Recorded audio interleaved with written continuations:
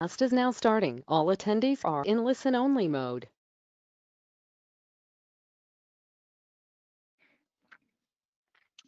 Well, good evening, friends. Here we are. I guess this is our 73rd program, something like that. We're dealing with the ongoing science of triangles, what's behind the scenes when we do our normal triangle meditations between the people that we are cooperating with. We had that this morning, at least here in Europe. And also now we'll continue work on some of the triangles of the many which have to be considered. And I just want to say that the Sirius Leo Festival is coming up. We do have, tomorrow morning the reappearance of the Christ, and that's the 5 a.m. And we have, in the evening, we have the identify as being, and then on Friday, I think Michael's putting them up there in the chat box. We will have the glamour, dissipation of glamour meditation Friday morning here in Europe, or GMT, we go by GMT. And then that's the 31st, I believe. And we'll have a treatise of cosmic fire in depth. We're really getting into it. We've looked at some of those expansive figures for kalpas and mahakalpas and yugas and mahayugas, and footnote number 6, which I think is on page 38, 39 of the book. So we'll round that off at least, and I'll try to tell you how old the universe is. Of course, I'm just joking in a way, but it's some tremendous figure if we go by what is given by Blavatsky in these Brahmanical chronologies. And then we're going to be moving more into the serious Leo work, where we'll have the usual pre-full moon, and we'll also have the broadcast at service meditation on the day of the full moon, which is the 3rd. But we're also going to have a webinar on Sirius and on Leo, and that will be on the 2nd. So we'll get all this to you as soon as we figure it out ourselves exactly. And then we'll be, teaming up with the 2025 initiative. And on Tuesday, we'll be talking about the cooperation with the restoration of the mysteries. And on Wednesday, there'll be kind of a little candlelight ceremony, kind of a closing ritual, and some of the spiritual groups around will be at least represented. So we have a little bit on Sirius Leo to work with, and just so you're aware of it, you'll be receiving a re-notification of that, or at least when those 4 particular programs will be. They will begin basically on the 2nd of August, and they will go to the Wednesday afterwards.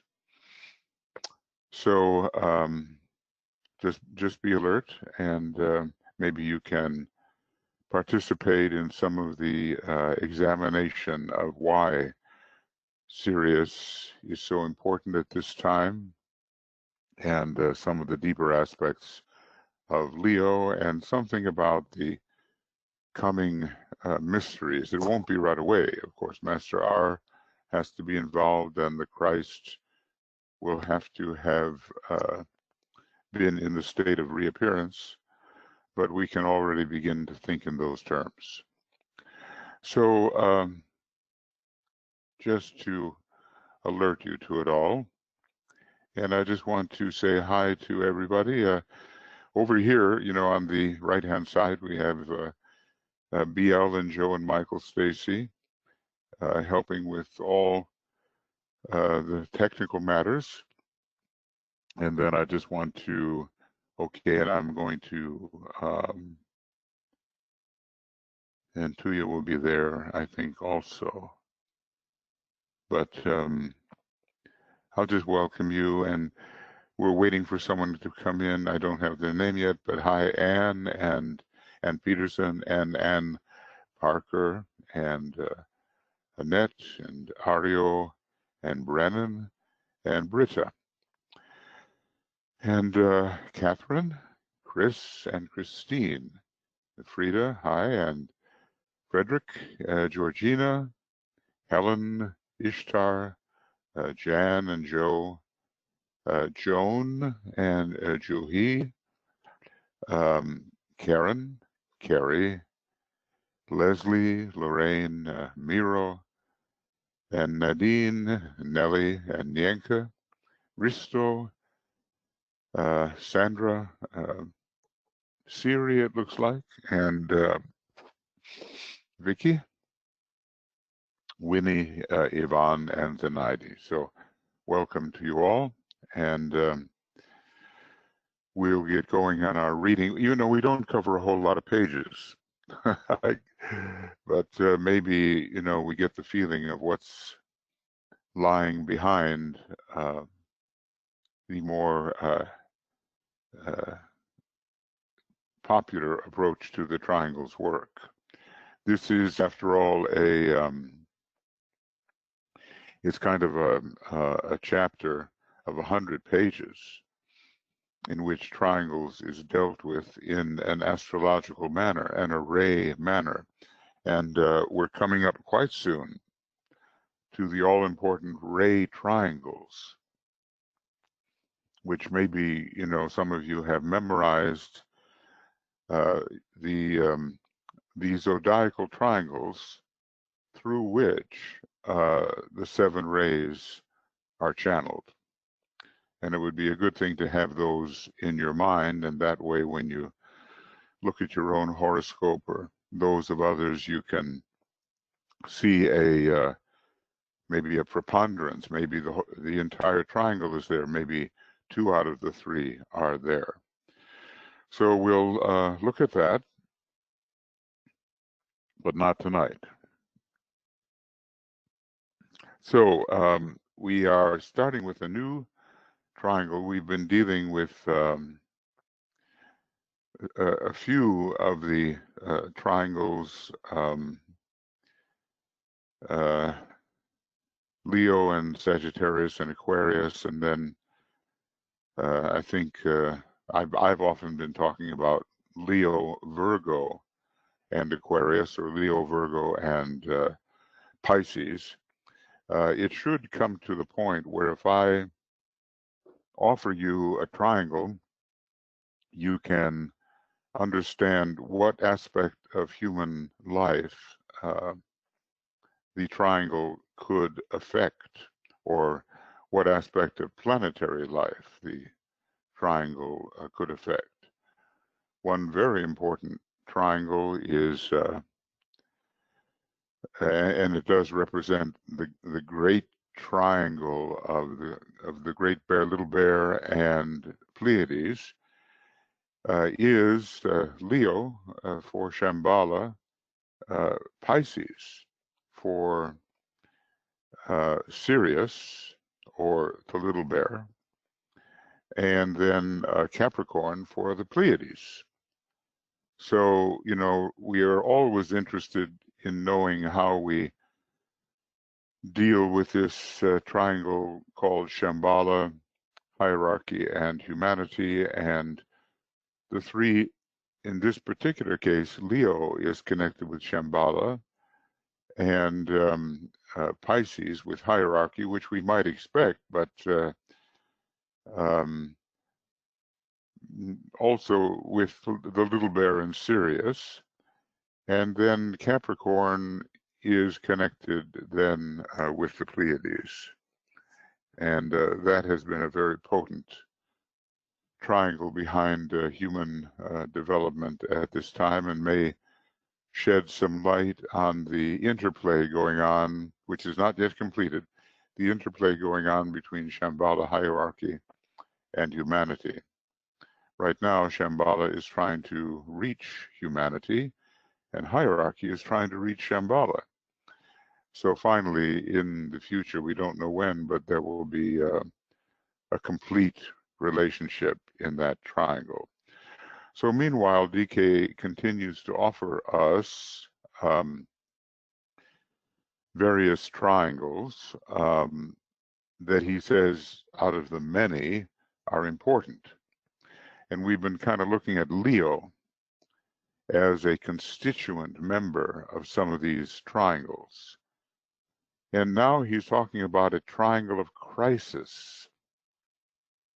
Some of the triangles last for the whole period of human development, and some of them are more localized in periods within periods. In other words, let's say the period where man is an intelligent human being, and not the entire period from individualization until initiation. This one looks like a lengthy triangle. Leo appears again in this world situation as part of a triangle of crisis. Always look for the article. In this case, the article is a. It's an indefinite article and not the definite article. If he had said the triangle of crisis, it would have been just one. But he says a triangle of crisis, and we can probably find, a number of them. For the combination of the three triangles invariably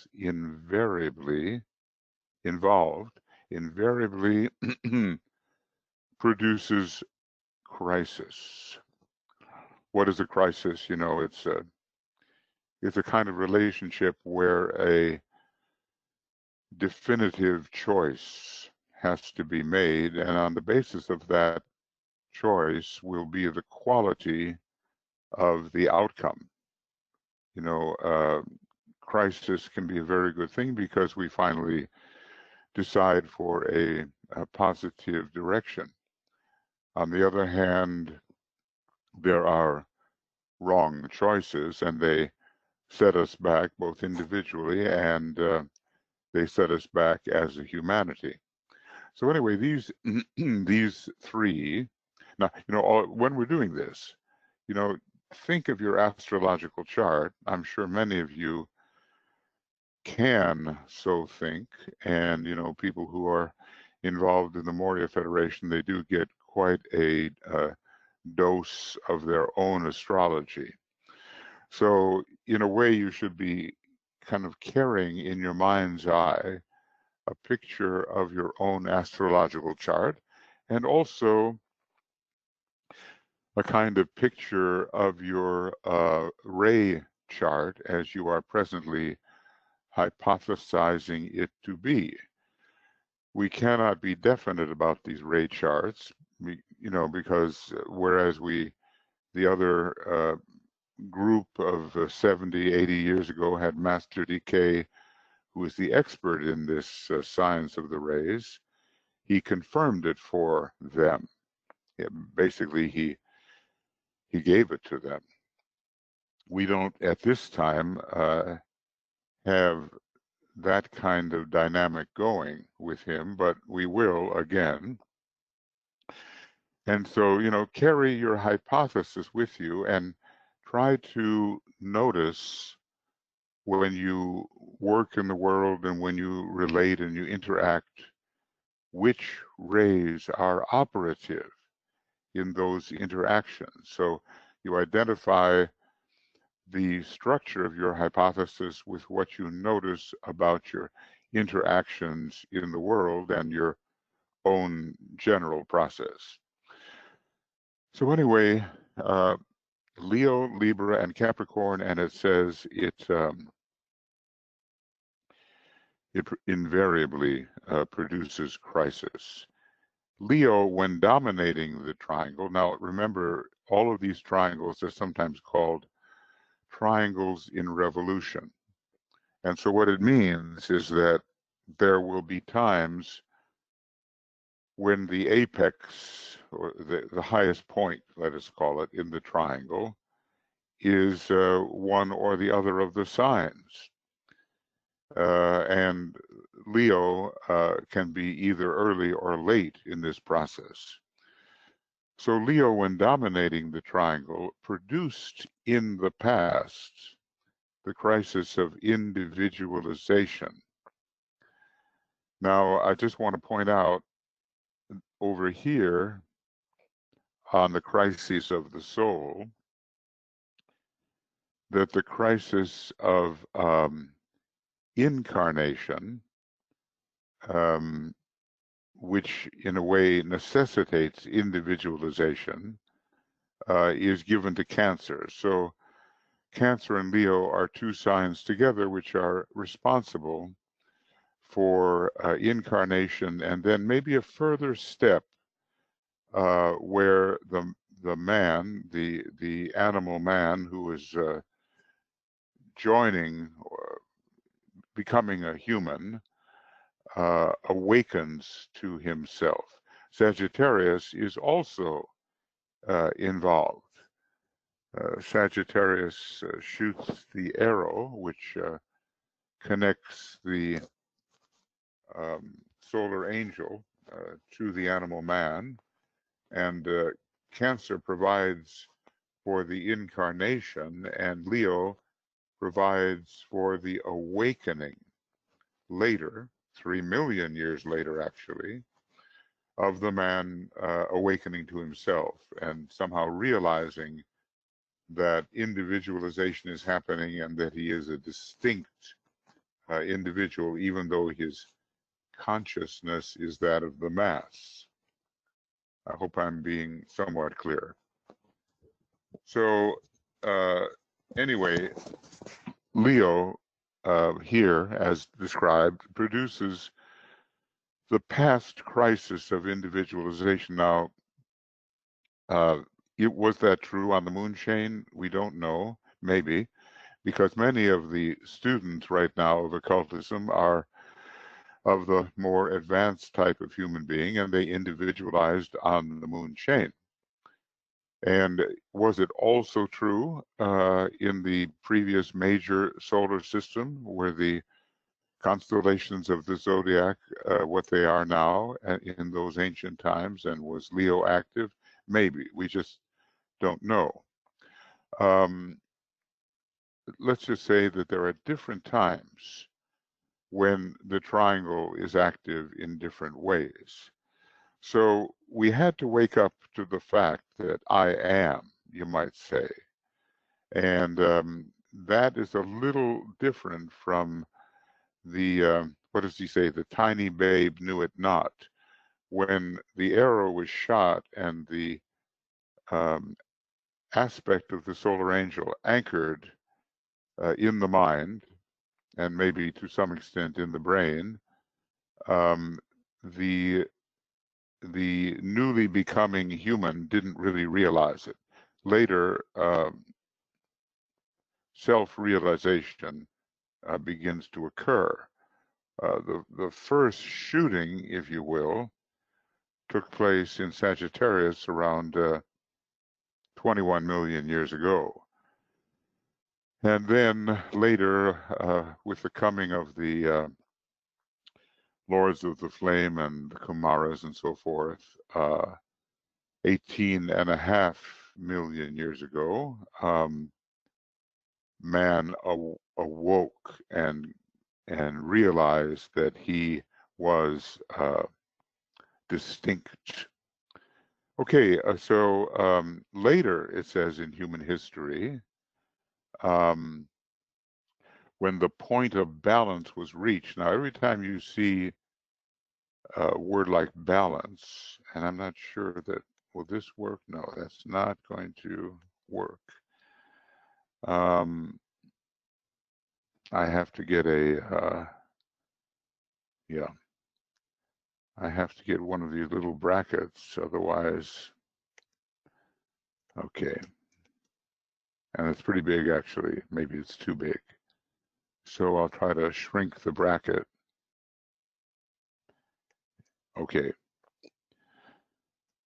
And now maybe we can go down and to where we were.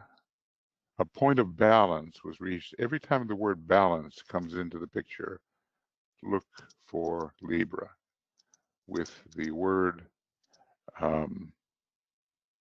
balance.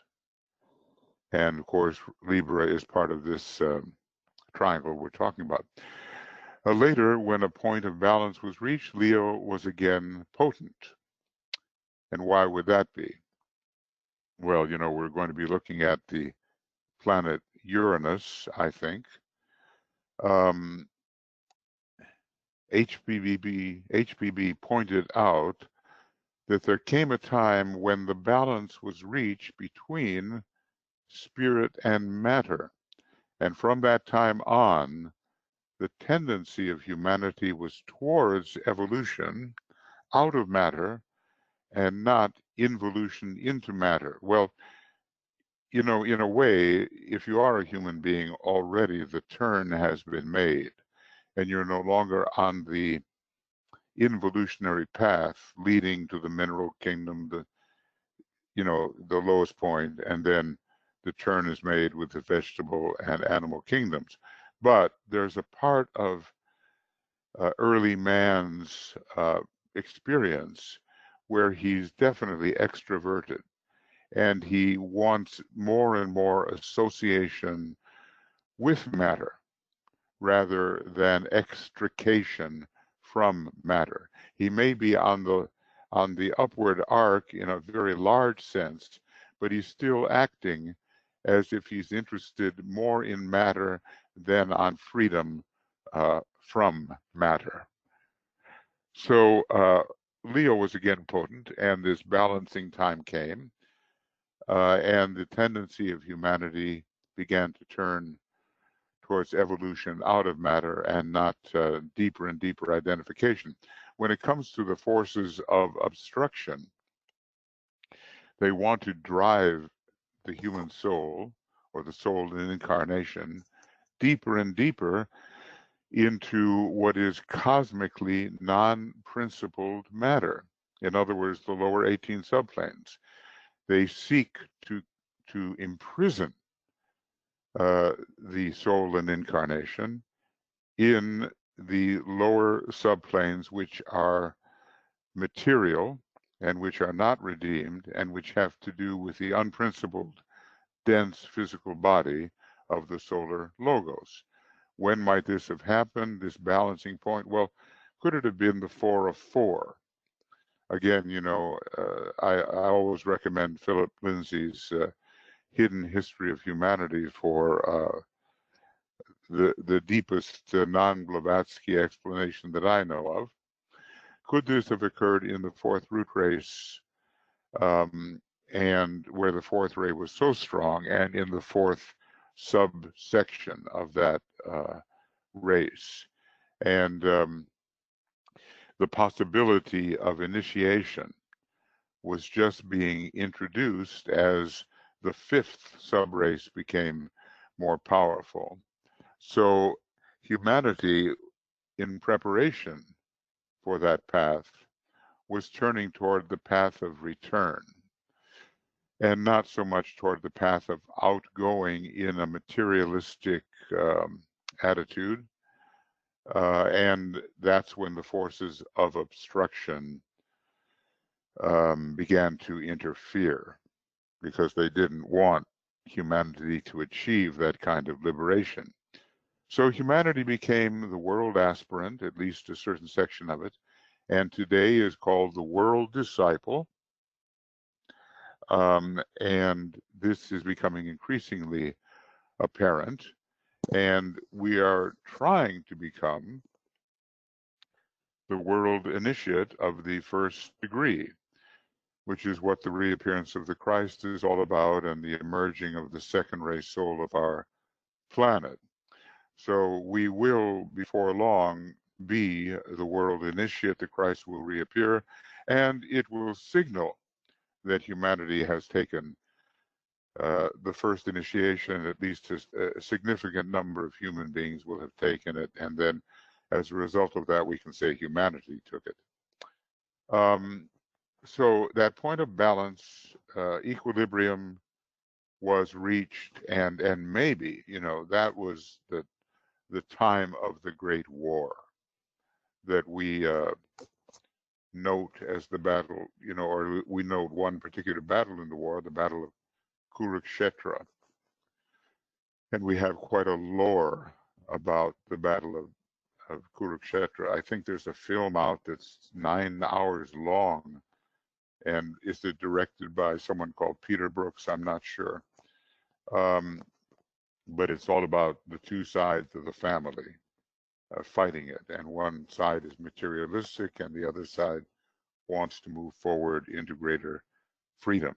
And I think that probably that war probably took place in the 4 of 4, the Libran point of equilibrium. As a matter of fact, DK said that the ancient battle took place in Libra, so it makes sense.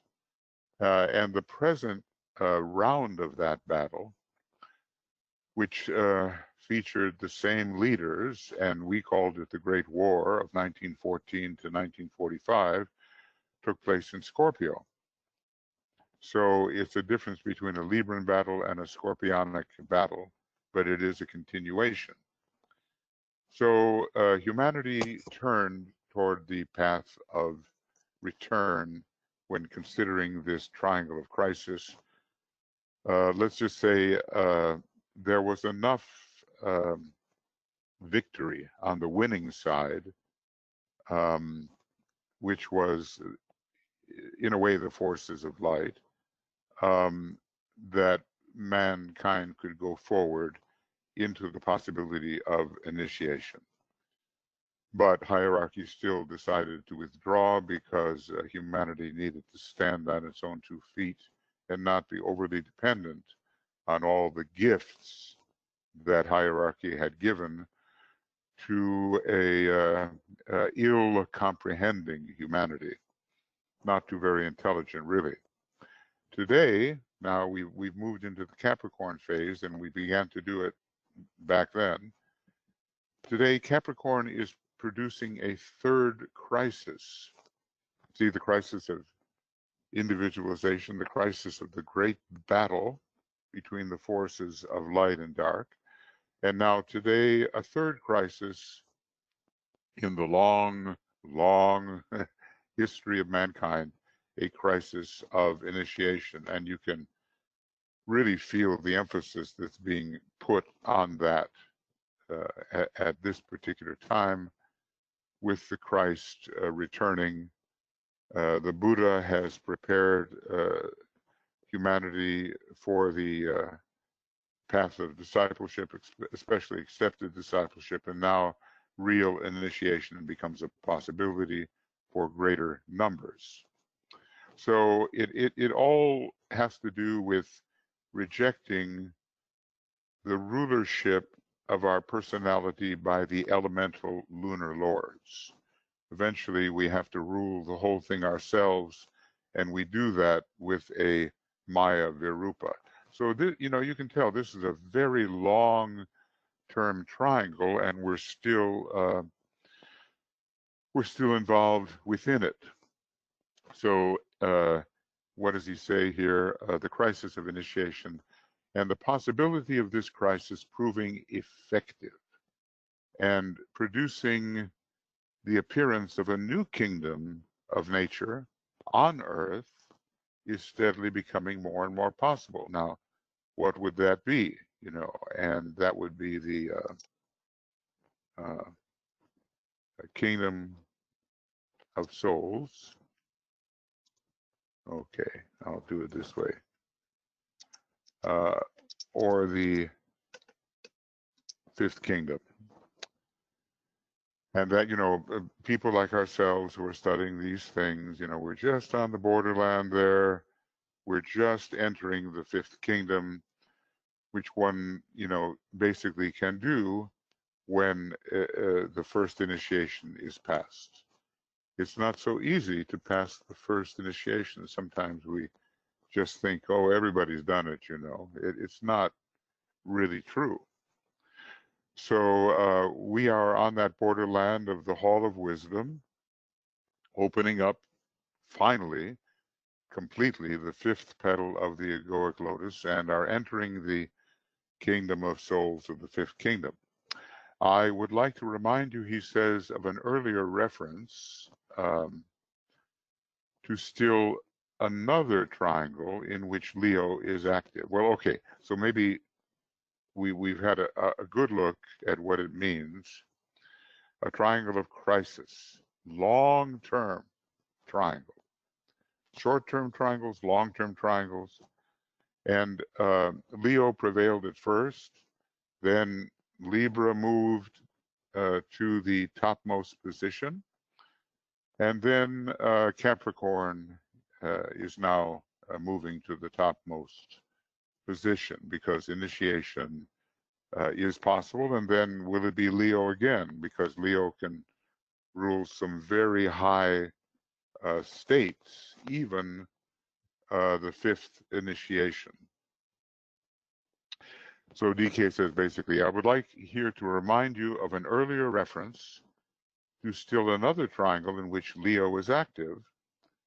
And, it's considered to be the most human of all the signs, Leo is. And when I say the word signs, basically, it's, I could be saying constellations, but a sign is the concentrated influence of a constellation. So, in fact, one is using them interchangeably unless one wants to get very specific about it, okay? So Leo is active in another great triangle here, conditioning humanity. And notice they're all of them fixed signs. Taurus, Leo, and Aquarius. Looks like we've skipped over Scorpio there. If we added Scorpio, we would have the fixed cross, which is the cross of the soul and the cross of discipleship. And I think, well, we certainly must study the crosses, and within the crosses are various triangles. Now, he says something interesting to differentiate this particular triangle. Taurus incites, prompts, intensifies desire towards experience and towards the gaining of knowledge. Maybe we don't realize that accumulative faculty of Taurus and how much it is related to knowledge. It is, after all, ruled by Venus at first, and that's ray 5 in its soul nature. And the fifth ray is specifically related to knowledge, maybe the second ray, and the third ray more to the wise use of knowledge. So the gaining of knowledge, Taurus is very awake in terms of the senses. So knowledge which the senses confer. At first, it's not esoteric knowledge. It's just knowledge of one's environment and being, aware of what hearing is very Taurian, sight very Taurian, taste Taurian. You can all these senses are connected with the sign Taurus, every one of them, and accumulation of the data that the senses confer. So it's knowledge is that which expresses light, and it is related to Taurus. Whatever light is, light is matter in a way. Light is the very substance of the universe. So the second one is Leo. And Leo leads us to our own experience with things. Leo leads to the expression of the experience which we've had in Taurus, expression of that experience in daily life, and to the effort to justify knowledge. Is it true? Is it applicable? Is it useful? Remember again, will it advance me? Will it advance others? What is it about Leo? The fifth ray. Even at this time, more fifth ray is coming through Leo than through any other constellation. That will change very soon. But there's a very strong line of demarcation between the self and others produced by Leo. So Leo has this cleaving attitude, and it separates the self from the not self. But you want to justify knowledge. You want to prove it. And maybe sometimes Leo is not considered such a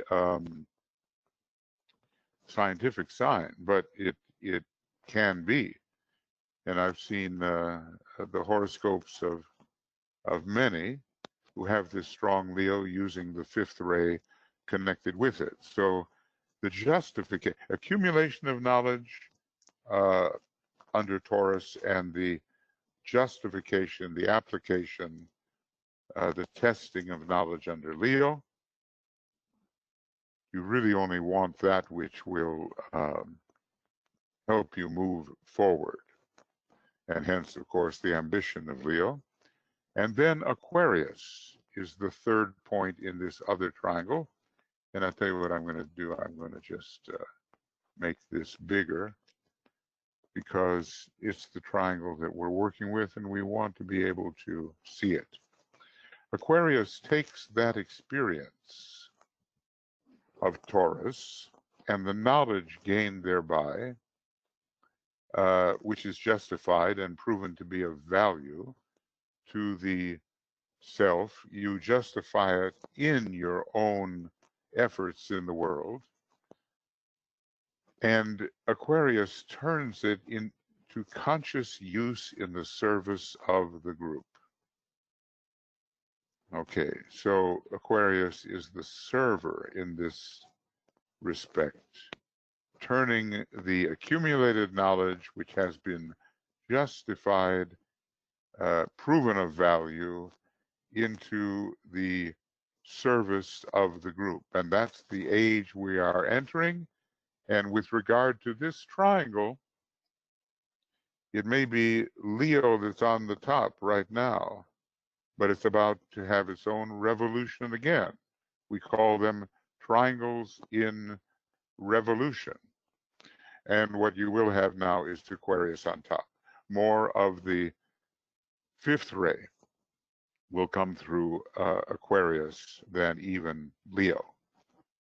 So planetarily, Taurus gives us the fifth ray. Constellationally, Leo does, and so does Aquarius constellationally. And Aquarius in the fifth ray age will become dominant. Okay. So far we've looked at two triangles here, Leo, Libra, and Capricorn, a long-term crisis triangle. And let's just say that none of us is in either of the earlier phases. Individualization was a long time ago. And the time when we began to reverse the wheel and turn inward, because the kingdom of heaven is within, that was also, those first reversals occurred a long time ago. We're in the domination by Capricorn. Now, when it comes to the other triangle here, Taurus, Leo, and Aquarius, well, maybe all of them are still active in a way, but we're learning more and more how to, under Aquarius, turn knowledge into conscious use and service for the group. So many of us are serving, in one way or another. And we can use these signs in their triangular form to do that. And here I think I'm just saying what I just said. The long span of history, Leo, Libra, Capricorn, crisis every step of the way there. And when we do Taurus, Leo, and Aquarius, it is a smaller triangle within the bigger triangle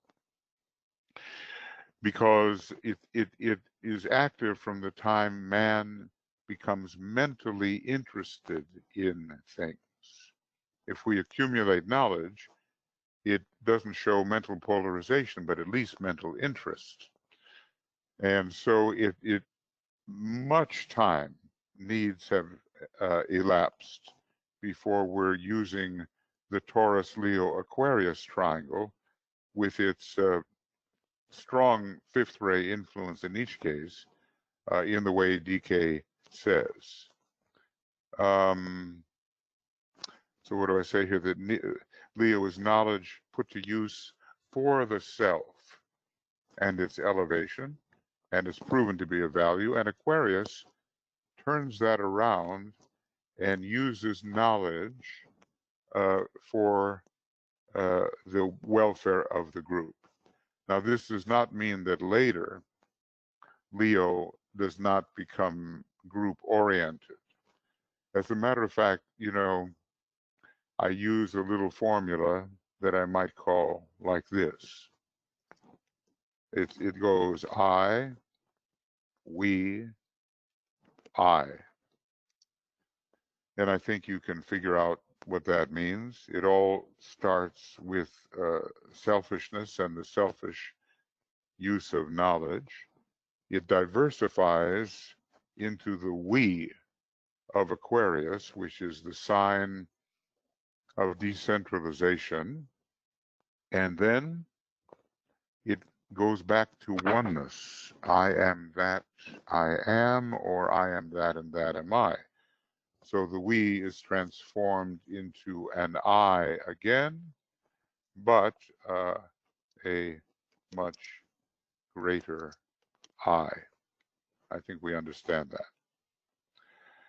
Okay, now we seem to go from Taurus, Leo, Aquarius, and then back to Taurus in this way.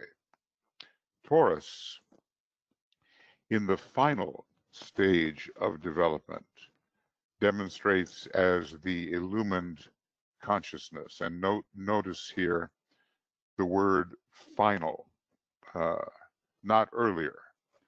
At first, Taurus will not give illumined consciousness. It will give all those kind of earlier instinctual stages. Not really the intellect, not really the light. So it's before the stage of initiation has reached and been reached. And finally, the stage of initiation is characterized by increasing light and increasing knowledge. Now, is this the third degree only? Maybe the second degree is also found. Let's see if I can, well, maybe I'll do this. Whoop. Yeah, okay. I'll make this just a little smaller so that I don't cover things up. So what is this final stage of development? I think when you look at man's stages of development, I think you have, well, first of all, you just have unintelligent living, where you're just gathering experience, instinctual living. Then you have intellect, or sentiency, as part of oftentimes unintelligent living. But intellect begins to come in, but it's still selfish. And later that intellect moves into the stage of the higher mind where we begin to learn something about initiation.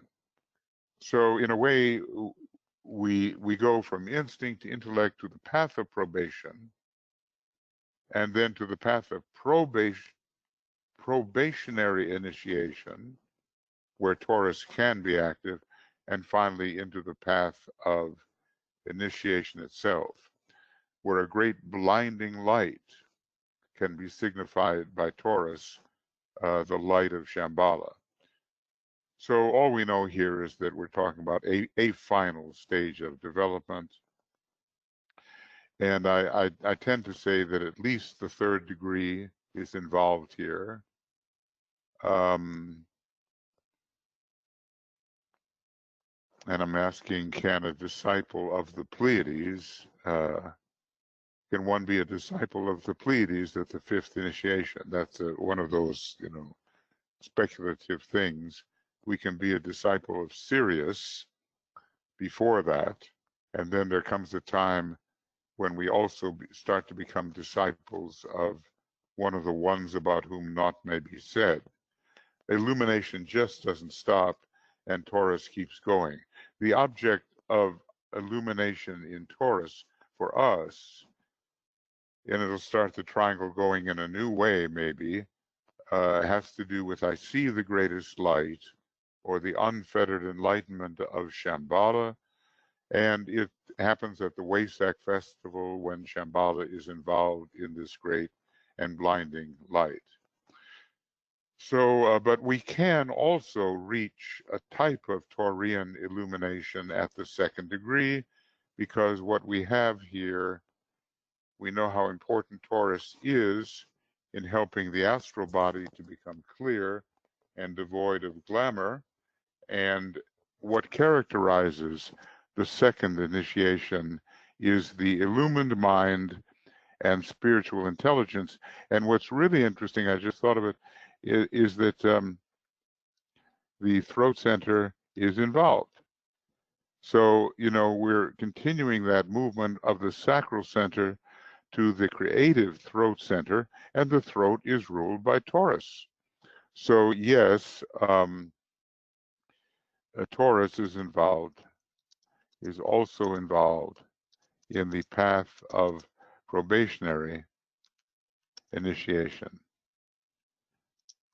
And I'm sure that disciples who know they are accepted disciples realize that they are in that category. So Taurus, again, we have another turning of the wheel of the triangle, and it's active at the final stages of development, starting at the second degree, giving light at the third degree where Venus is shining on top of the mountain, and finally related to the unfettered light of Shambhala. Now, what about Leo at a higher stage of evolution? Well, this is another way of looking at the triangle. Leo produces the truly self-conscious man. Now, which self? The I am self, the I am that self, or the I am that I am self? And DK does capitalize the S of self. So something about the higher self is coming in here with Leo, and that's different, isn't it, from the way he looked at Leo in the triangle to begin with. Now, what's really interesting is that these triangles can have application at different stages of evolution.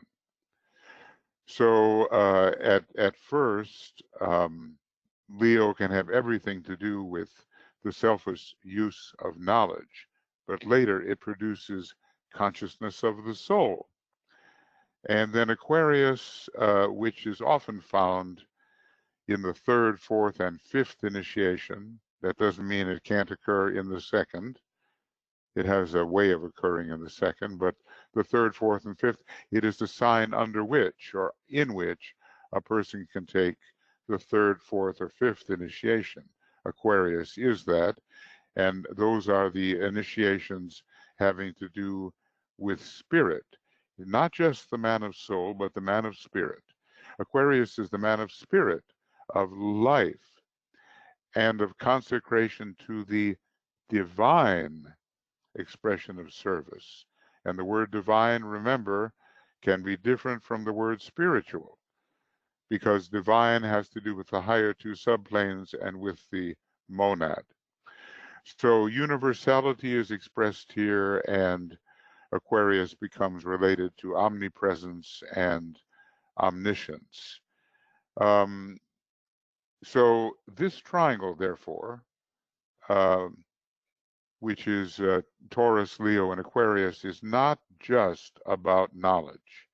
It can be elevated and turned into a higher kind of meaning, which has to do with the life aspect, the soul aspect, and the life aspect, and not just the intellectual aspect. It's almost as if this triangle can come in under the third aspect of divinity, which is mind.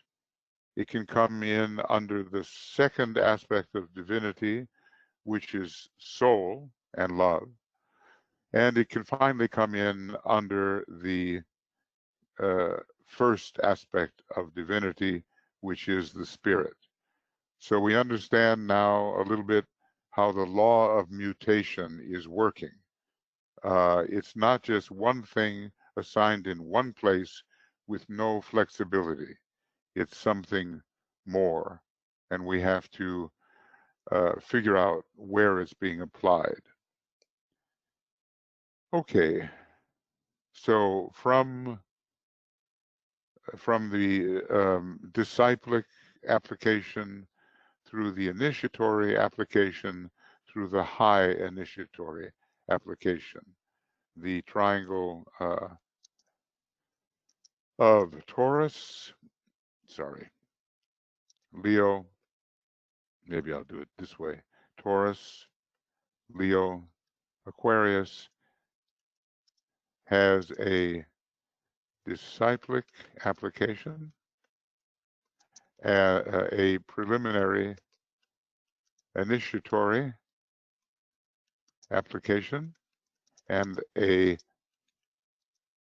high initiatory, advanced initiate, INIY application. Okay. And that's what I've been saying. We can't interpret it only on one level.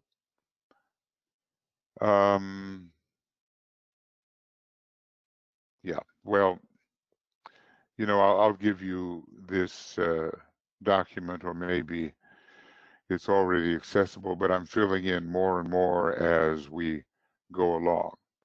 So we're getting ready now to consider something which is very important, and these are the ray triangles. It is here that the importance of the esoteric rulers can be seen. Vulcan for Taurus, the Sun veiling Neptune for Leo, and Jupiter for Aquarius. There is a planetary triangle related to the zodiacal triangle.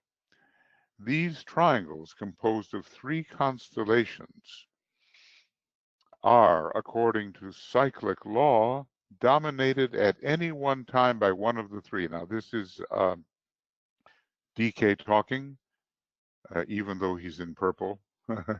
The other 2 are being subordinated. So at this time, you know, when we're looking at this triangle, we're emerging from the stage of discipleship into kind of a probationary, initiatory state. We're not yet dealing with the triangle of spirit, as it were. We have to finish with the soul, and Jupiter becomes the most important. Jupiter, Aquarius on the top, and Jupiter as the ruler.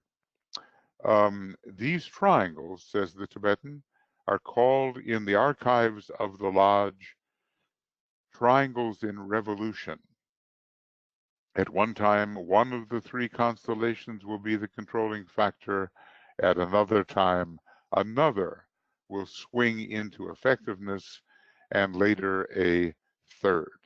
Now, I'll just bet that this operates in relation to our etheric body and the various triangles between chakras that are found.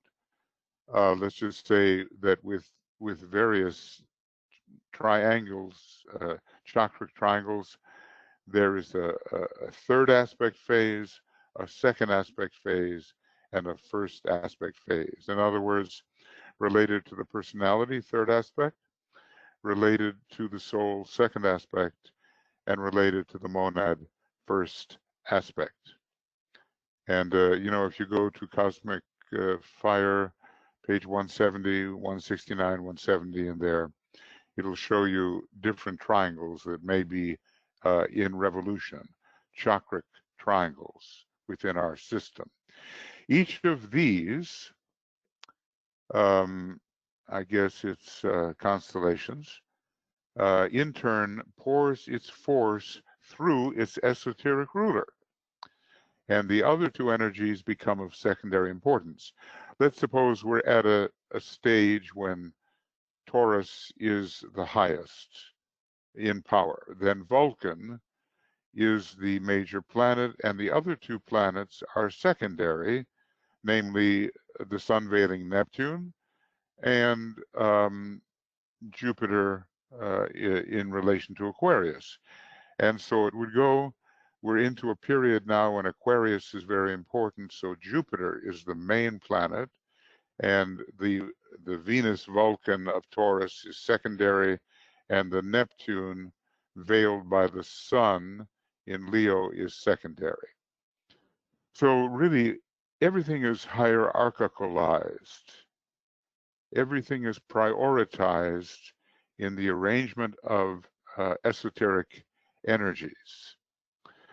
When this information is connected with the teaching upon the rays, it will be apparent how necessary it is to know which of the triangles is the focal point of transmission for any given ray, because in this way it will be discovered which ray energy is in major and which is the minor expression. Now, for instance, I'm saying it's not exactly a straightforward statement, but let's just say we have the triangle Leo, Sagittarius, and Aquarius.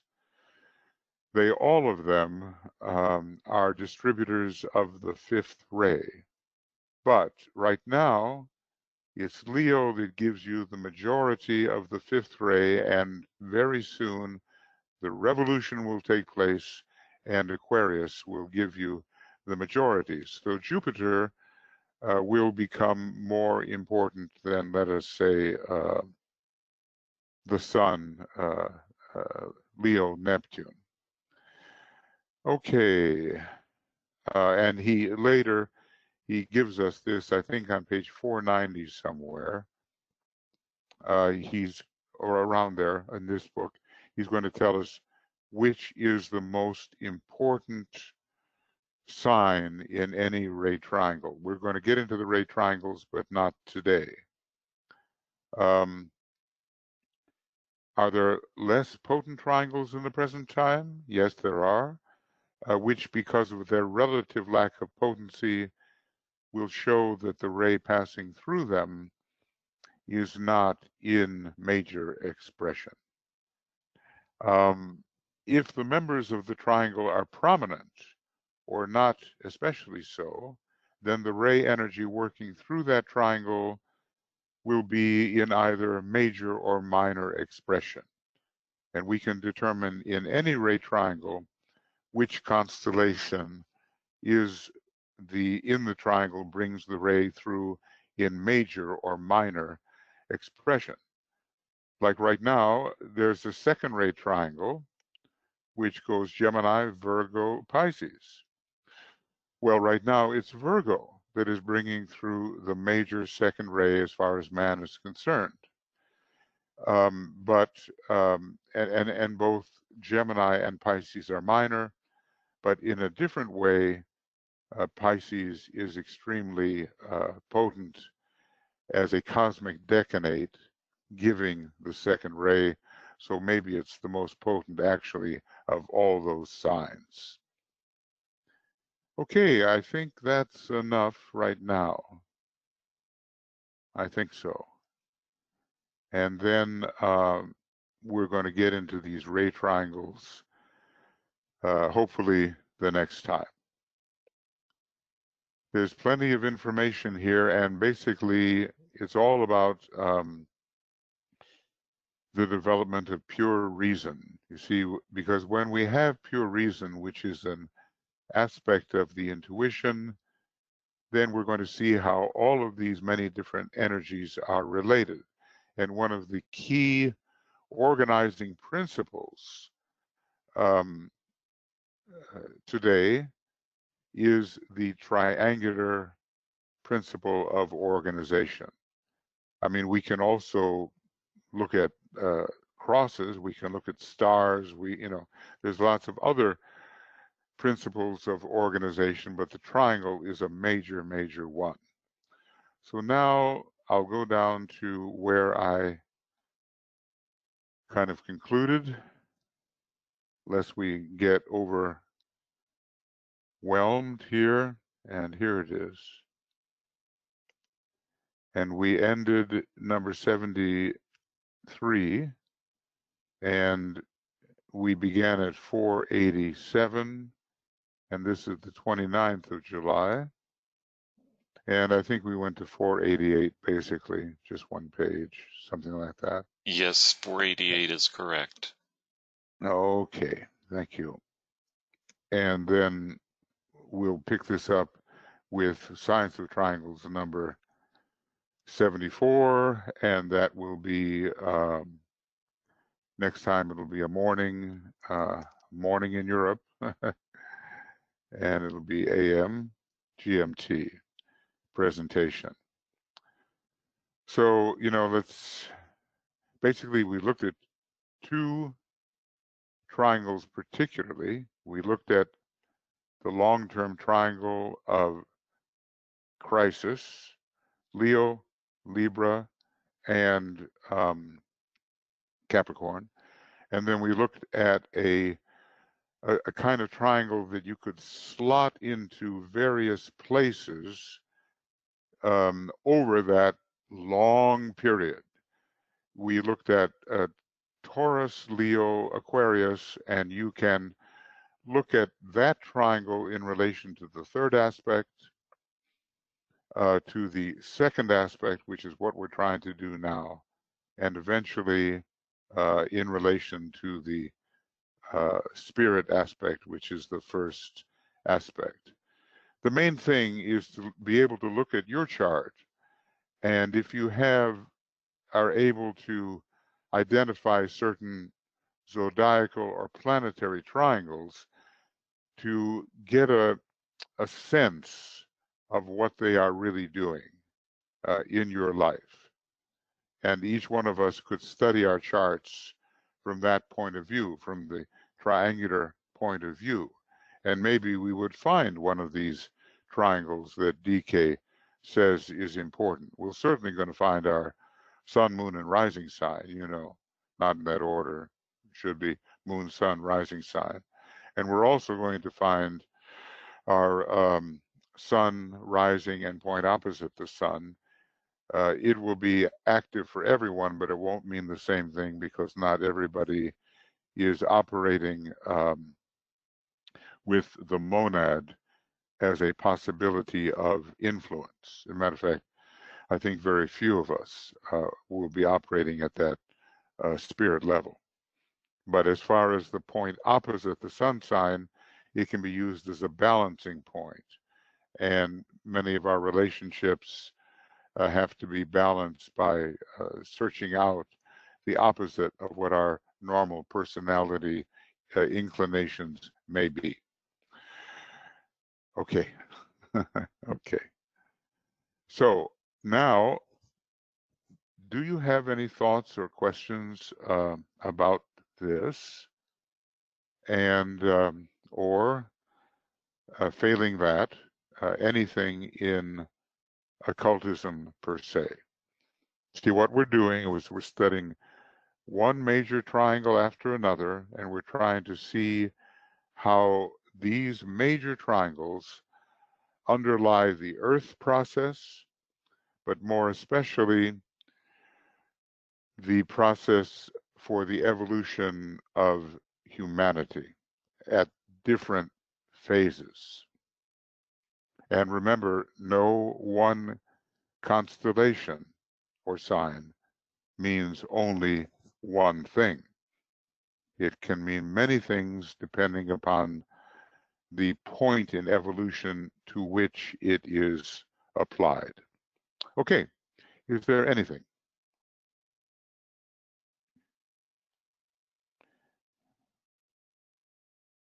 I know it seems that, you would have to know a little something about astrology, but I'm sure many of you do, and I'm sure that it gathers for you strength. Your understanding gathers strength as we go along.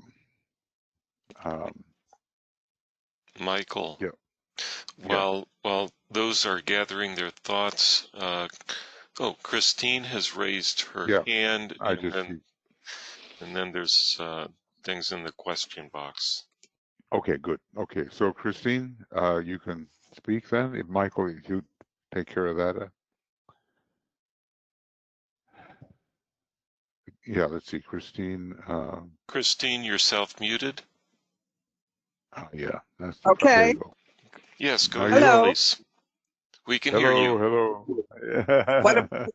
Yes, what a pleasure. Trying to collect my thoughts, but this came through when I was reading Lindsay's newsletter. My daughter had said to me, how do we count the chakras? And I said, from the bottom up. I have been a theosophist for more than 20 years. All of a sudden, I'm finding we're going from the top down. When did this happen? I think you go in two directions, either way. It's like the planes, Well, if we get to the fifth, which is what the emphasis is, the fifth planet, the fifth ray, as this month, is attributing to my confusion, I can understand why you're choosing it as the fifth planet, but where in Blavatsky or anywhere had the other, revision come about? Because, I'm learning. Yeah. Well, I think, like I say, it's with the decanates also. When you're in astrology, you know how you have 3 10-degree sections in each sign of the zodiac. You can go in either direction, coming and going. And sometimes it is illuminating to go in both directions. For instance, the monadic plane is the 6th from the bottom, but also the 2nd from the top, and that in itself relates those 2 rays. When and the first ray domain is up here in the head, and there's a lot of the 7th ray domain at the very bottom of the chakra system. So numbering 1 through 7 from above is significant, but in terms of our evolution, numbering from below is also significant. So I wouldn't say that it has to be one or the other. The Tibetan is always going in 2 directions, and he, gave a lot of information to Blavatsky. She didn't get into the planar, subplanar rulership details the way the Tibetan is done. He's basically extended the secret doctrine by giving us what he calls the psychological key to the secret doctrine in the treatise on cosmic fire. And in giving that key, he's used a lot of discriminatory fifth ray to do that. I mean, you know, he can use any of the rays, of course. And so, you know, when you look at the atmic plane, let's say, you know, where is our atmic? I should get out one of these things here. And I will. Just take me a second. There are A and B diagrams. Okay, actually what I want to do is I want to go to F. Okay, and I want to use this, yes.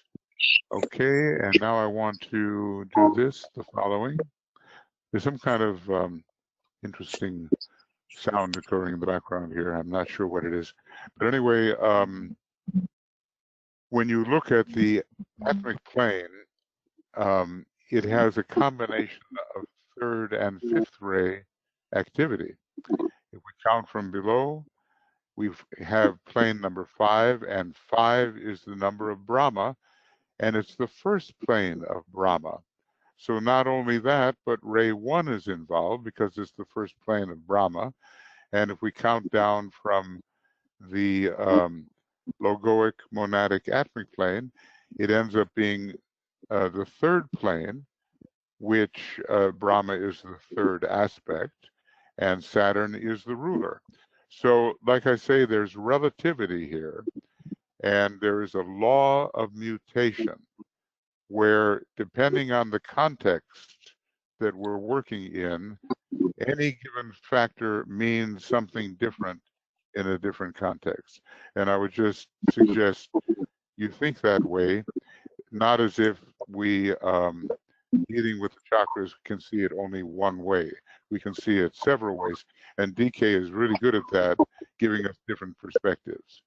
So just be flexible in the mind, and different meanings will appear. Lovely. Okay. Thank you, Christine. Okay, Michael, in the chat box. First question from Vicky. She writes, with serendipity, I am currently studying Michael's Adventures in Astrology and am at the Leo section, and delightfully we are at the Leo full moon. And today we are reviewing another triangle in Leo. Very nice. My question is, we are all approaching the 2025 conclave. What triangle do you think is operative?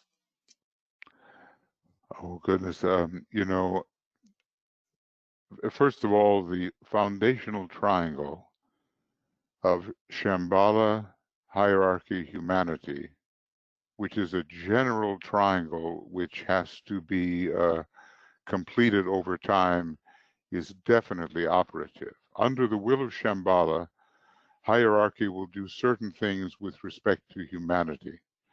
And, you know, that's not even an astrological triangle. That's simply having to do with the kingdoms of nature. And so at every conclave, the interrelationship between those three is dealt with. And of course, we cannot say that the secondary kingdoms or the lower or not self-conscious kingdoms are excluded, because man is the macrocosm for those kingdoms, and their fate also is being determined. So I would definitely say that we are dealing with that foundational triangle. Now, when you get into when you get into the relationship between Shambhala, hierarchy, and humanity, then we're going to be dealing with rays 1, 2, and 3. And so the ray triangles for ray 1, Aries, Leo, Capricorn; for ray 2, Gemini, Virgo, Pisces; and for ray 3, it's Cancer and Libra and Capricorn. And they would be represented. And, you know, from another perspective, I would say that, so many triangles will be active or attended to by Sanat Kumara, by the Christ, and by those that are running the conclave, the entire hierarchy. So, it all depends on what they think may be necessary. Another thing that's very important is that the Christ reappear with his hierarchy, which is a second ray phenomenon, that reappearance. So who's helping with the reappearance? Here's another triangle for you. The avatar of synthesis, first ray, the spirit of peace, second ray, and the Buddha, third ray. And you see that they are all from different strata, and they are working together. It's more a vertical triangle, and their interaction is very important for the coming externalization, because we're told that decisions will be made about the actual externalization of the hierarchy, and it will really swing into action in a dominating way. So that particular triangle is of importance. So it wouldn't be just one thing. It wouldn't just be one triangle. Here's another way of, well, there's so many ways of thinking about it. We can say this is all about the coming of the Christ. So the triangle which takes us from personality to the individual Christ to the group Christ is very important. And that would be teaching personalities in Leo to cultivate the individual Christ in Virgo, leading to the group consciousness and the group Christ reaction in Aquarius, another triangle of real importance. So, the way to do this is to say what has to be accomplished at the conclave, and then try to find the triangles that can help that be accomplished. Just like, the avatar of synthesis, spirit of peace, Buddha, they're a major, major triangle to help the Christ reappear. And then, of course, well, I could keep going as to why different triangles are important with what the hierarchy is planning. Now, we don't know the specific plans, but we do know from externalization of the hierarchy that the first stages in the real externalization will be important. Then you could get into triangles of planetary centers too, New York, London, Geneva, because those are the most, in a way, developed centers, and they will be instrumental in bringing the Christ to humanity. So don't just look at one triangle, look at what has to be accomplished and what triangle can support that accomplishment. And of course, we have to have the humility to realize that we don't exactly know everything that has to be accomplished. It's just that the externalization is underway in a new and more dominating way, and then the Christ is preparing his emergence. So I hope that is a little bit clear. Thank you, Michael. The next question from Jan is, what are the forces of obstruction besides the lunar lords? Well, they are human beings from the previous solar system who achieved initiate status on the third aspect of divinity and do not want to adapt to the to impression from the second aspect of divinity, which is being cultivated in this solar system. So basically, they are members of the Black Lodge who are willfully retrogressive and want to stick to the area where they have achieved and do not want to make the sacrifices required to cultivate the second aspect of divinity in this second major solar system. So it's you know, the elementals provide a natural kind of obstruction. That is not willful. That's just where they are in evolution, and we just have to help them transform into Davic life. You know, help them move forward. And so they are utilized maybe, and certain lesser devas of different and lower colors are utilized by the Black Lodge, but they are not consciously aware of what they're doing. But the human beings who refused, basically, to acquiesce to the energy of love and wisdom are the real forces of obstruction. There is obstruction through ignorance, which is natural, you just can't help it, and we outgrow it.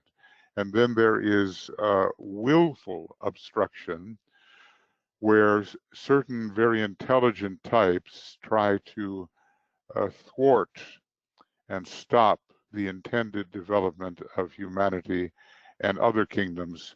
The development would take place according to the divine plan. They want to stop that plan from occurring so they can preserve their own prerogatives and their own dominance and their own power, basically. I guess that's what I can say about it. Thank you. And then Joan asks, are trines important? DK gives, if I heard the word trine, he talks about horoscopes the masters use and that will be used in soul astrology, soul-centered astrology. And he talks about black squares representing difficulties, yellow stars representing consciousness, and blue triangles representing the spirit.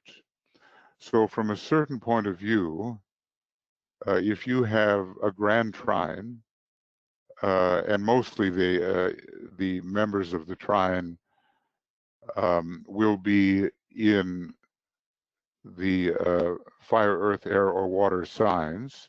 Sometimes there's a little overlap and a different quality comes in, but usually, you know, fire trine, earth, air, water trine, they are very important. Now, it's not yet that we have learned to use the trines in the matter of indicating spirit, as DK says will occur with the horoscopes of the future.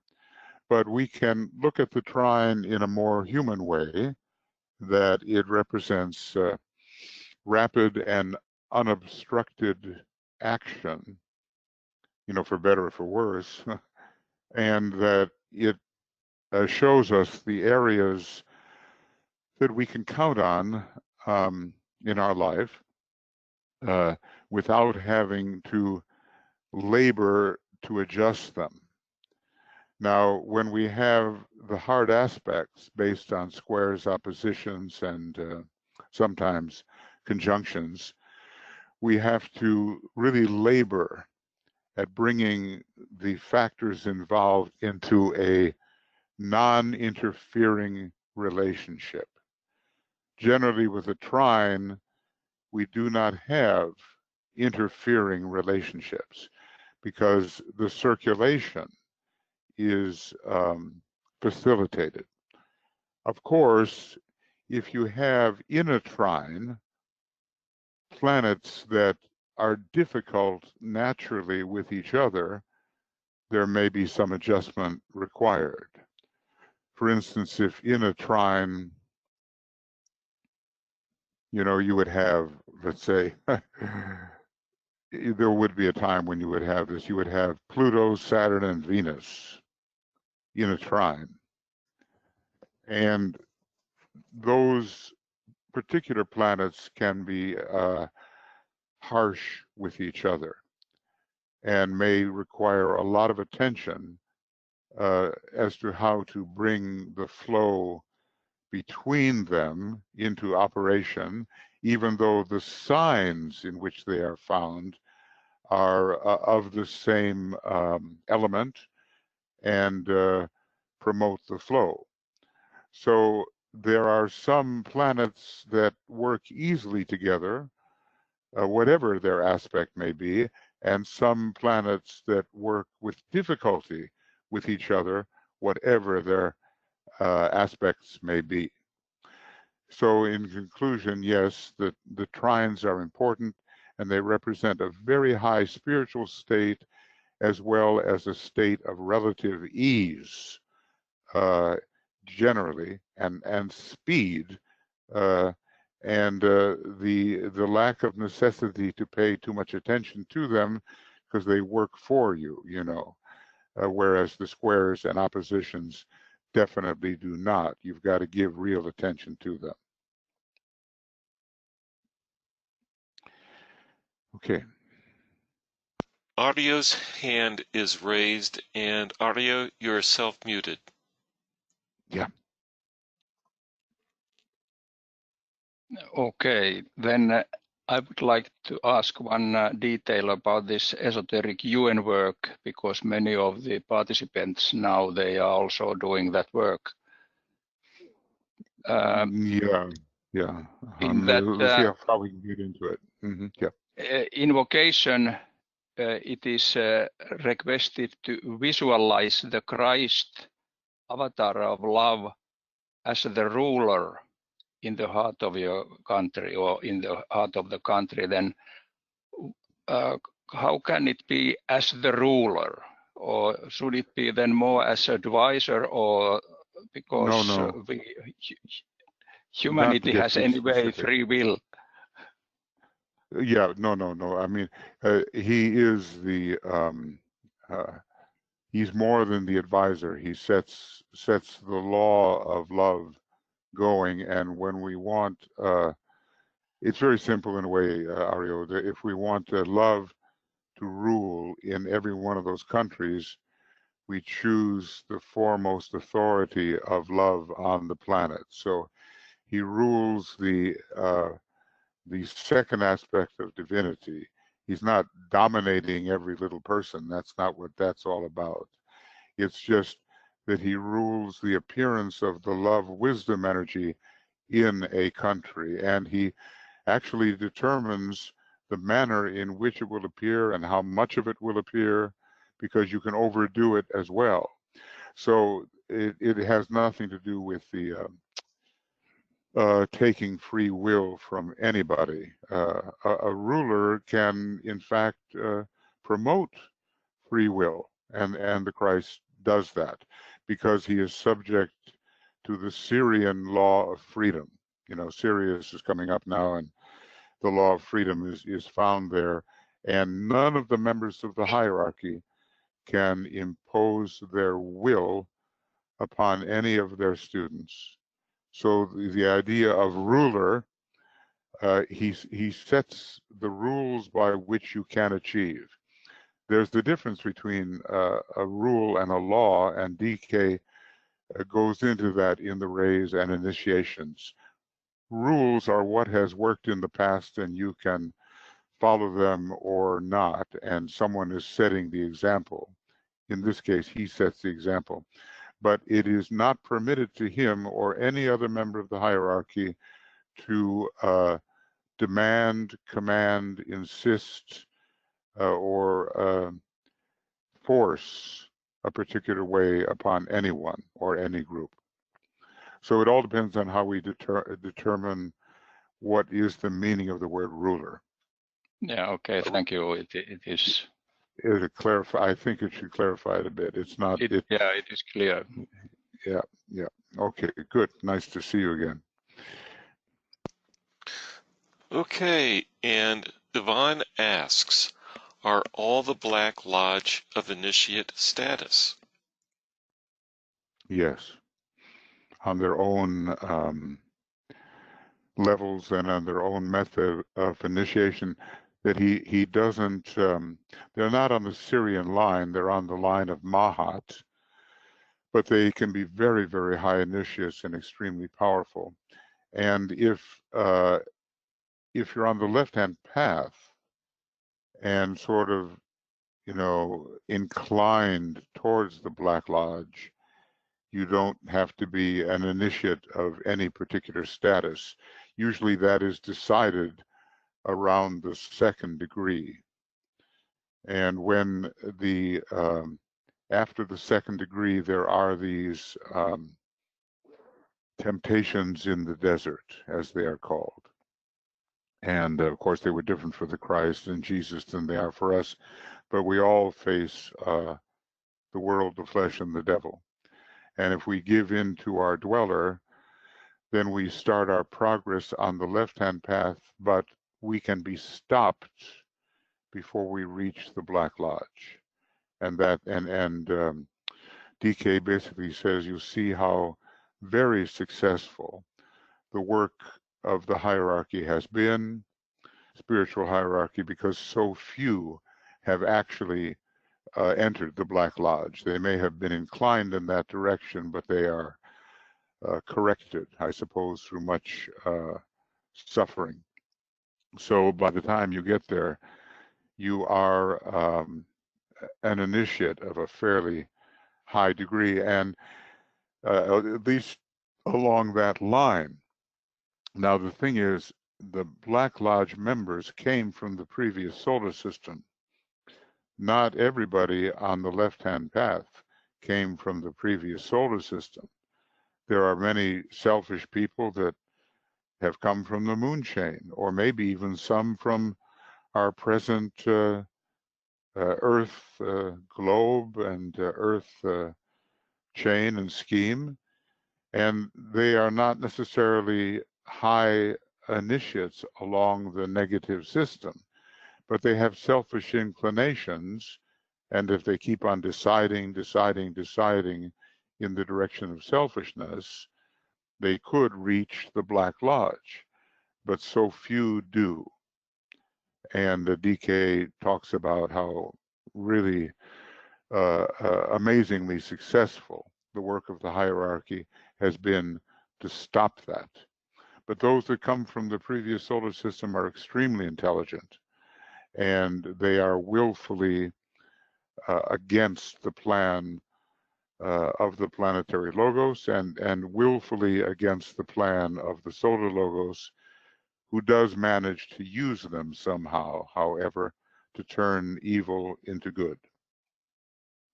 So there's a difference between being on the left-hand path and actually being an initiate of the Black Lodge. One is more severe.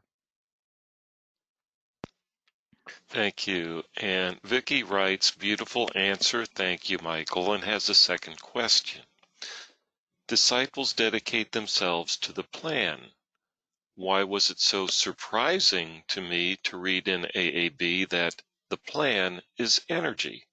Of course it is. Upon deeper reflection, what else could it possibly be? The qualities of energies, of course. It seems we must understand esoteric astrology to understand the plan. Your thoughts? The issue is the plan as energy. If I could formulate a more erudite question, I might get a more insightful response. Plan as energy, Christ energy. Yeah. Well, I just would like to add one thing. I think, you know, you are correct, but it has to do with the arrangement of the energies in an archetypal form. See, the energies themselves are simply sources of different types of movement and have different kinds of effects. But if you arrange the energies properly according to the ideas that appeared archetypally in the mind of the deity in whose system you are working, then that arrangement of the energies is going to create for us the desirable condition on the lower planes, whereas the energies themselves, if not properly related, can even be misused. So it is a proper arrangement, proper relationship. And you know, it's interesting about the seventh ray and the plan. Somewhere it talks about the ray 7 as being the ray of right arrangement, or something like that. Maybe a more elegant way of putting it, but the idea is when we take all the possible strands of energy and arrange them in a way that has appeared in the mind of God as an archetype, then we have what has to be imitated as the plan on the planes below. But it's also possible to misarrange the energies which exist. And everybody's using the same energies, you know.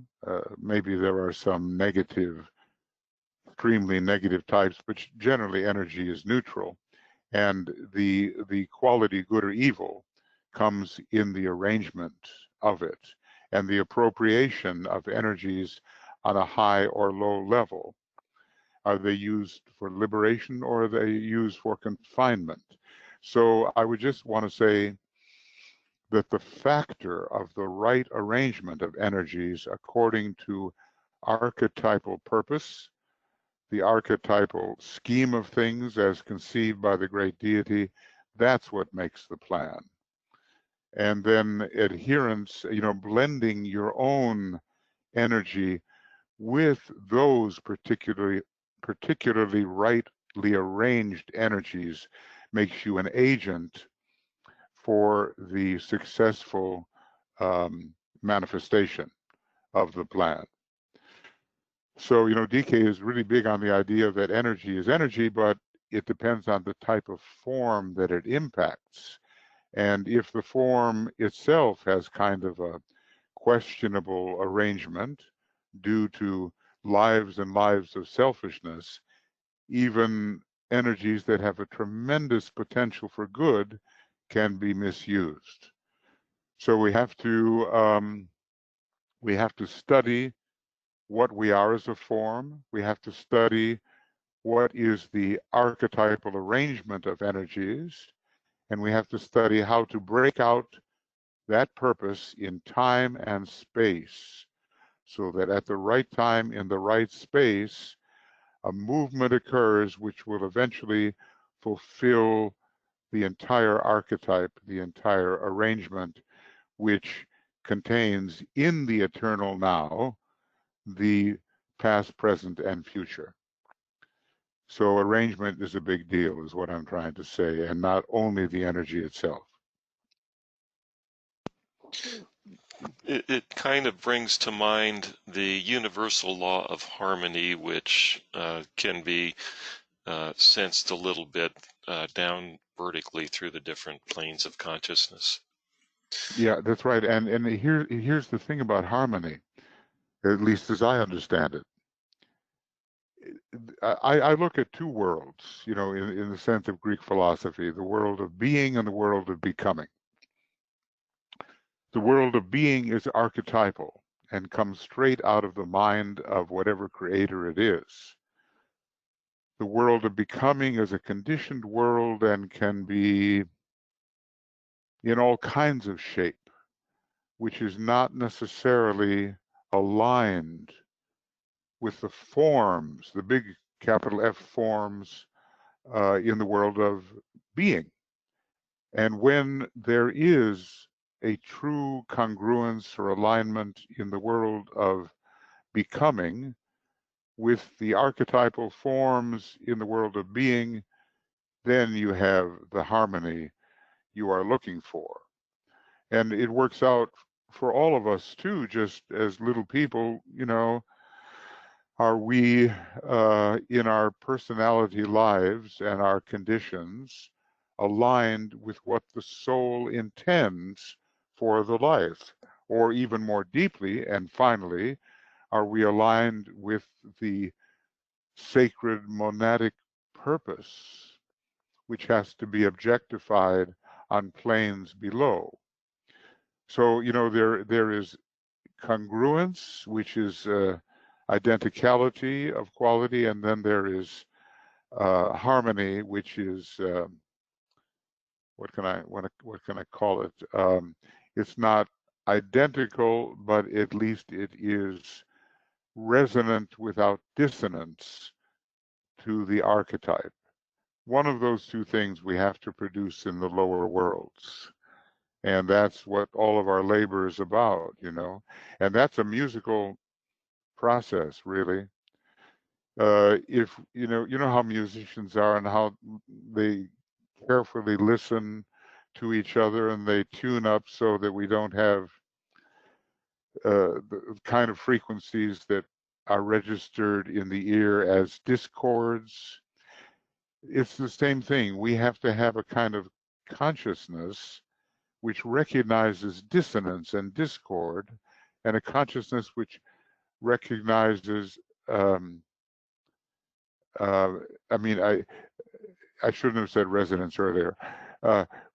True resonance and harmony according to the frequency, and it is mathematically exact, and that's why the fourth ray is called the ray of mathematical exactitude, because of all of these frequency adjustments which yield, when correct, true harmony.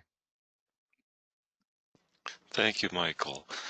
Ishtar writes, I was surprised to find out that in India there is Agori Santana, an Indian spiritual training to becoming black magicians, as Sadhguru explains.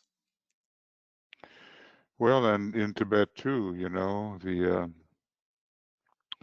when the Nazis went looking for occult power, there were certain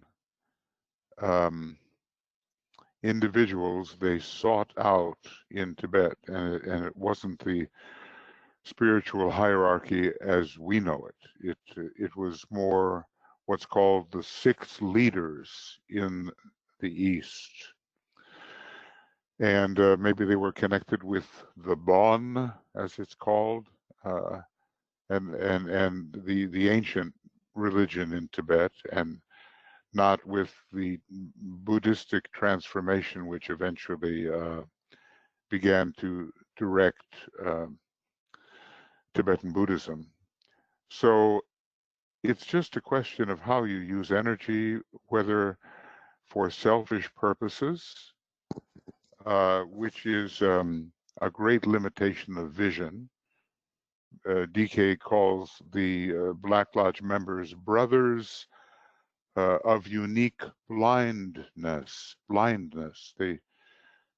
They're so staunchly supporting the intelligence and will aspect that they don't see the love, you see. So in probably a number of places where esoteric traditions are found, there will be those, yes, who are being trained in the selfish use of power. And of course, we have to be careful. You know, sometimes we just disagree with how people are doing something, and we say, "Oh, you're a member of the counterforce because you disagree with me." You know, that happens all the time. If you disagree with me, you're evil. You know, but in Tibet, there are those who train along the opposite line, and now you're mentioning those in India. I don't know anything about this, but it wouldn't surprise me because they have a deeply positive esoteric tradition, and the counterforce is counter, you know, and there are selfish people still, because we're not living on a sacred planet yet, and we have not banished for further education or re-education those who are not yet on the path. When the judgment day comes, the only human beings who will remain on this planet will be those who are actually on the path. But even on the path, you might make a mistake around the time of the second initiation, and it can be extremely costly mistake and long abiding. But you can be pulled back from that mistake into the proper channel. So it's not surprising to me that where there are deep esoteric traditions, the willful counter use of energies may also be found. I don't get into the speculation about it too much. DK tells us, if we believe him about the Black Lodge, he says, speculation anent which is both dangerous and profitless, meaning we can't really find out anything, and we'll set up some kind of magnetic current which will bring those kinds of entities closer to us and increasing the danger to which we will be subjected. So, I know there's a fascination about these things, but we can only take it so far and have any spiritual profit regarding it. Otherwise, it's just a useless, dangerous thing to do. But thanks for the info. And Ashtar says, thank you, Michael. She found it a great opportunity to observe his unaffected view of these practitioners. And Yvonne asks, and this is the last question of the meeting, what are the 6 leaders in the East? All he tells us about them is that there are 12 in the world who are the leaders of the Black Lodge as it appears on Earth. And he says nothing except that those in the East are more experienced and therefore more powerful than those in the West. And that's all he says. He doesn't get into it, because like he just says, he wants to keep our mind cognizant that these things exist, but he doesn't want us to delve into the details. And as a matter of fact, when it came to the Axis powers and the leaders of the Axis powers during the Second World War, he said, look, don't think about them and send them love, because they are much more powerful than you are. And the implication there is that you would be overcome by them. And they were just pawns in the hands of these leaders. So he doesn't even, the names of these characters is not given. In Theosophy, there is some kind of Atlantean demon. I kind of forget the name, but obviously a very negative giant type who, could be one of these leaders. But there's no use to get into it, because it's just sufficient to know that there are people who simply use power and intelligence without love, and they have to be defeated by the Christ and the coming of the rulership of love all over the world as the second ray soul of love emerges. And that's all really that he will give us, because there is kind of a unwholesome fascination that is possible concerning these characters, and it wouldn't do us any good, and it would put us in danger. Anyway, he says the Dark Brotherhood wars militantly against the aspirant and the disciple. So if they want to find us, they can find us. And at the same time, DK says those who are preparing the way for the reappearance of the Christ are marked out for protection because this work is especially dangerous. So, you know, there is the dark side to all these things, and there are risks involving this path of occultism.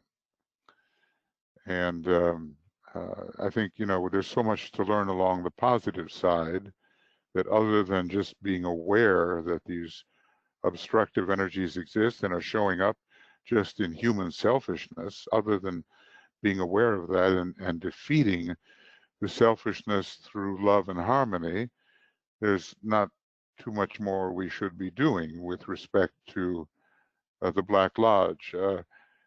Basically, DK says, don't get into it, leave it to Shambhala. Shambhala is the center that is fighting that particular war. I'm remembering people saying, oh, great invocation must not be any good because it asks us to seal the door where evil dwells. And everybody knows psychologically, if you seal something, it has some kind of power over you. Well, the people who say that may be psychologically trained, but they're not esoterically trained. It's precisely because humanity cannot handle the depth of evil that is resident in these types that they have to be sealed away and dealt with by Shambhala. It may be enough to remember that energy follows thought, and when we think about it, we're sending energy that way. And it will, you know, and it will have the mutual attraction back, you see. Yeah. Yeah, I mean, yeah, it's true. Even good energy can be used for bad purposes, and that takes us back to an earlier question. Okay, well, thank you, everybody. Now let's just have a, sorry. Tomorrow morning, at least here in Europe, we'll continue with the reappearance of the Christ meditation. And tomorrow we'll be working on in the evening, identify as being. It's a different approach and a parallel approach, and useful, I think, for that reason. So why don't we close? I always say, you know, almost jokingly, let's get back down to earth, you know, and then we do the great invocation. Let's see where we are here. I just want to see where we stopped. We stopped there. Okay, we'll do a little bit more, and then we'll start getting into the ray triangles. We'll see if we can do that next time and talk about why they are ray triangles for particular rays and what aspect of the ray, as each ray has a number of aspects, a particular sign of the zodiac may carry. So here's the great invocation, and we will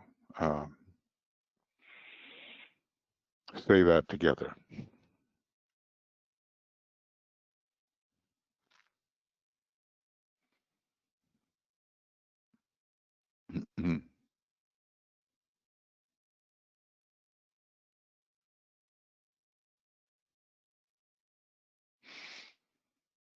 From the point of light within the mind of God, let light stream forth into the minds of men. Let light descend on earth.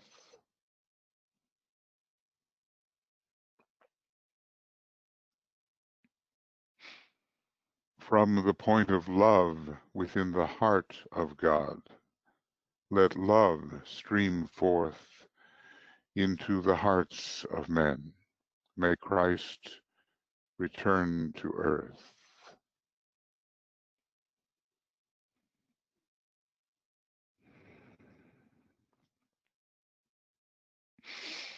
From the center where the will of God is known, let purpose guide the little wills of men, the purpose which the masters know and serve.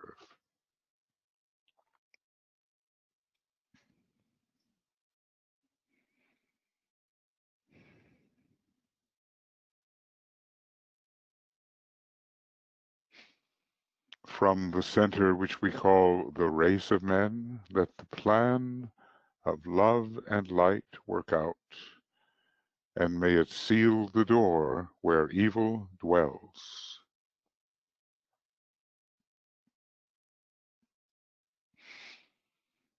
Let light and love and power restore the plan on earth.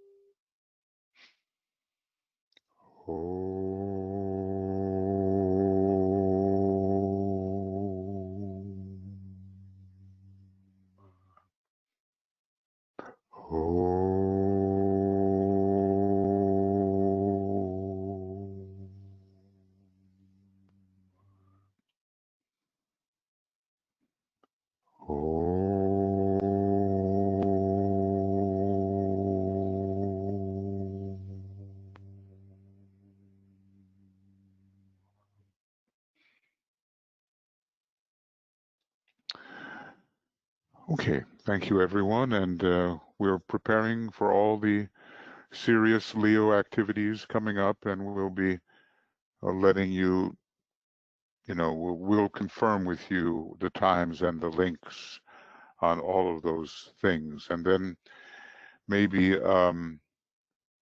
Michael and Tuya, if Tuya is here, I don't know, we can talk a little bit on this meeting after it is concluded. So everybody else, you can please sign out, and I'll just have a little bit of work with Michael on the arrangement of certain information that has to reach you. And perhaps Joe Waltz also. Oh, is Joe here? Okay. Yes. Okay. Okay. So yeah. Okay. And yeah, that's fine. Michael, stop the recording. Yep. I'll stop the recording.